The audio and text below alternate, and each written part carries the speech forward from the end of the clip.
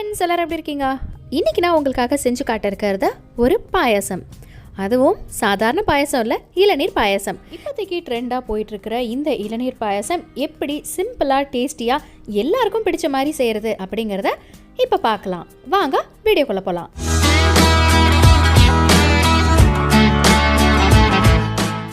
இந்த இளநீர் பாயாசம் செய்கிறதுக்கு தேவையான பொருட்கள் என்னன்றதை பார்த்துடலாம். முதல்ல 2 இளநீ நம்ம ரொம்ப வழுக்கையாக எடுத்துக்கணும். ஸோ அந்த வழுக்கையை தனியாக நான் கலெக்ட் பண்ணி வச்சுருக்கேன்.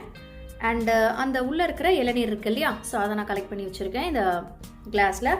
ஸோ 2 இளநீ இது போக நம்மளுக்கு துருவின தேங்காய் 1 கப். நீங்கள் அந்த தேங்காவோட ஓட்டில் இருக்கக்கூடிய அந்த ப்ரௌன் கலர் வராமல் இருக்க துருவி எடுக்கணும்.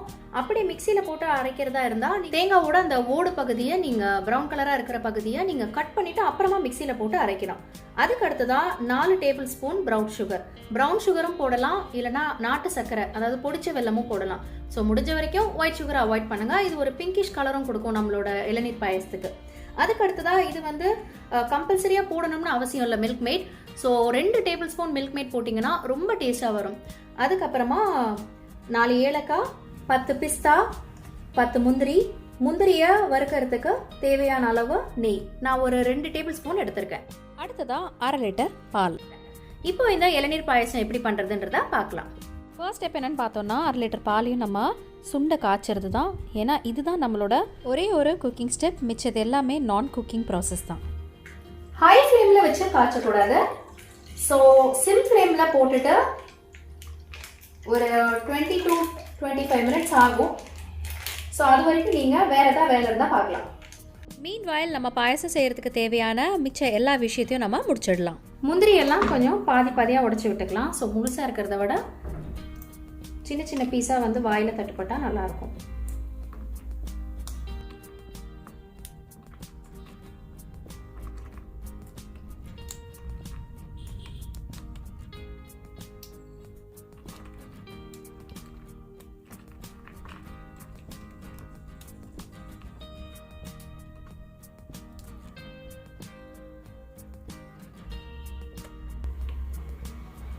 ஓகே, நம்மளோட அடுத்த ஸ்டெப் பார்த்தீங்கன்னா கார்னிஷ் பண்ணுறதுக்கு நான் ஒரு 10 பிஸ்தா எடுத்திருக்கேன். ஸோ அந்த பிஸ்தாலாம் நம்ம குட்டி குட்டியாக ஸ்லைஸ் பண்ணி வச்சுக்கலாம்.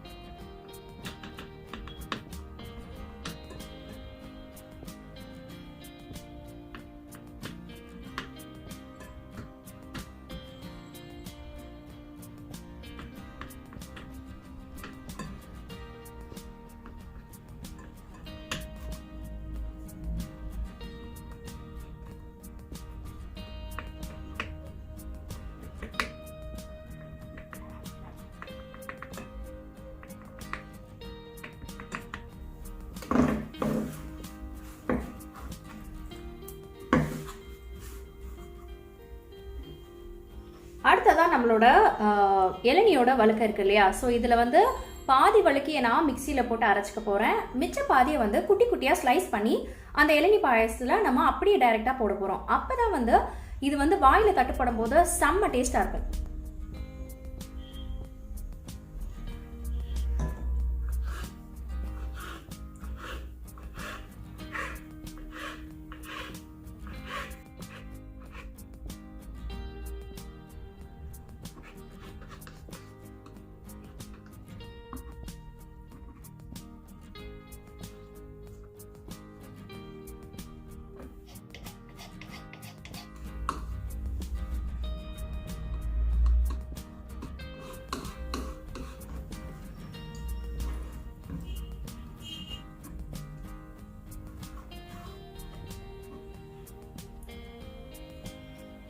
ஸோ மிச்சம் இருக்கக்கூடிய அந்த இளநியோட வழுக்கையை நான் இப்போ மிக்சியில் போட்டுக்கிறேன்.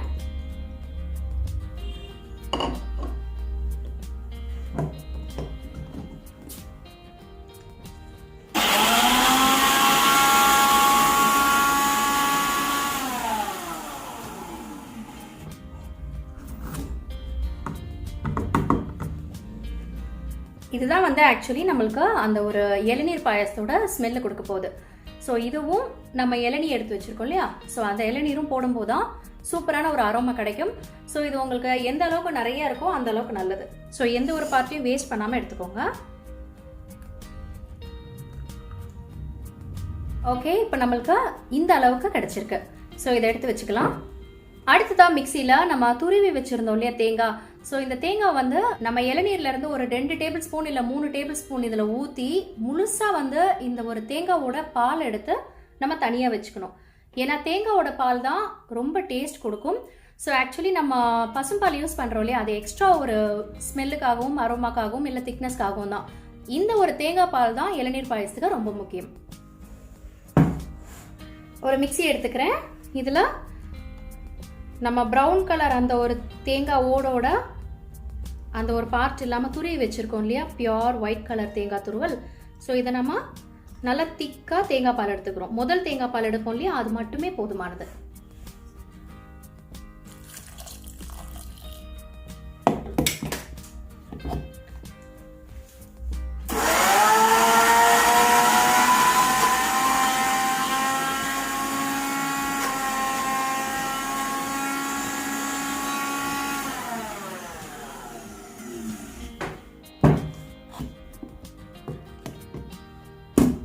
நல்லா திக்காக ஃபஸ்ட்டு தேங்காய் பால் கிடச்சிருக்கு. ஸோ இதை நான் இப்போ ஃபில்டர் பண்ணி எடுத்துக்கிறேன். இப்போ நம்மளுக்கு ஒரு கப் நிறைய தேங்காய் பால் கிடச்சிருக்கு. அடுத்த ஸ்டெப் பார்த்தீங்கன்னா நம்மளோட மில்க் மேடும் நம்மளோட ஏலக்காவும் பொங்கி வந்துட்டு இருக்கிற பாலில் போய் நம்ம கலந்துடலாம். பால் இப்போ நல்லா வந்து சுண்ட வத்திடுச்சு. ஸோ இந்த ஸ்டேஜில் நம்ம ப்ரௌன் சுகர் எடுத்து வச்சிருந்தோம் இல்லையா, ஸோ அது எல்லாத்தையுமே கலந்துடலாம்.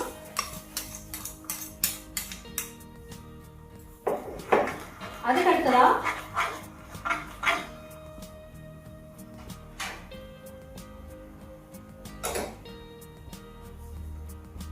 2 டேபிள் ஸ்பூன் மில்க் மேட் கலந்துக்கலாம்.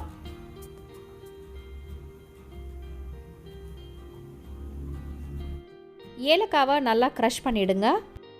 ஸோ இதையும் நம்ம கொதிக்கிற பாலில் போட்டுடலாம். அடுத்ததாக நெய்யை ஊற்றிட்டு முந்திரியை ஃப்ரை பண்ணி எடுத்துக்கலாம். முந்திரி கொஞ்சம் கோல்டன் ப்ரௌனாக வந்தோடனே நீங்கள் எடுத்துடலாம். இதில் இன்னும் கொஞ்சம் டேஸ்ட் ஆட் பண்ணுறதுக்கு சில பேர் வந்து சாரப்பருப்புன்னு சொல்லுவாங்க இல்லையா, ஸோ அது கூட ஆட் பண்ணுவாங்க. ஸோ இன்றைக்கி நான் அதை ஆட் பண்ணலை, எனக்கு அந்த அவசியம் தேவைப்படல. ஸோ உங்களுக்கு பிடிக்கும்னா நீங்கள் அதை ஆட் பண்ணி எப்படி இருக்குன்னு பார்க்கலாம். அவ்வளோதான், இதோட நம்மளோட ஸ்டவ்வில் குக் பண்ணுற ப்ராசஸ் எல்லாமே முடிஞ்சிருச்சு. இதுக்கு மேலே எல்லாமே மிக்சிங் ப்ராசஸ் மட்டும்தான். ஸோ இதுக்கப்புறம் மிக்ஸ் பண்ணுறது எல்லாமே வந்து நம்ம ஸ்டவ் இல்லாமல் தான் யூஸ் பண்ண போகிறோம்.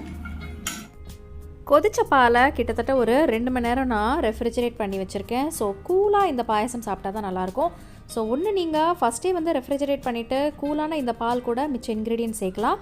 அப்படி இல்லையா, இன்க்ரீடியன்ட்ஸ் எல்லாமே சேர்த்துட்டு அதுக்கப்புறமா நீங்கள் கூல் பண்ணிவிட்டு அப்புறமா சர்வ் பண்ணிங்கன்னா ரொம்ப டேஸ்ட்டாக இருக்கும். இப்போ நம்ம இந்த பால் கூட நம்ம தேங்காய் பால் அரைச்சி வச்சுருந்தோம் இல்லையா, அதை சேர்த்துக்கலாம்.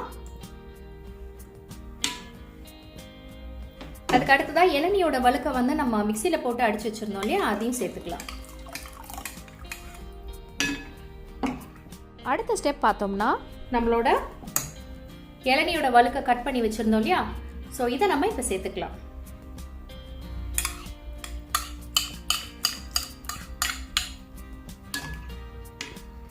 இப்போ சூப்பராக இந்த பாயசம் வந்து அந்த இளநியோட வழுக்கையோடு சேர்ந்து செம்ம டேஸ்ட் கொடுக்கும்.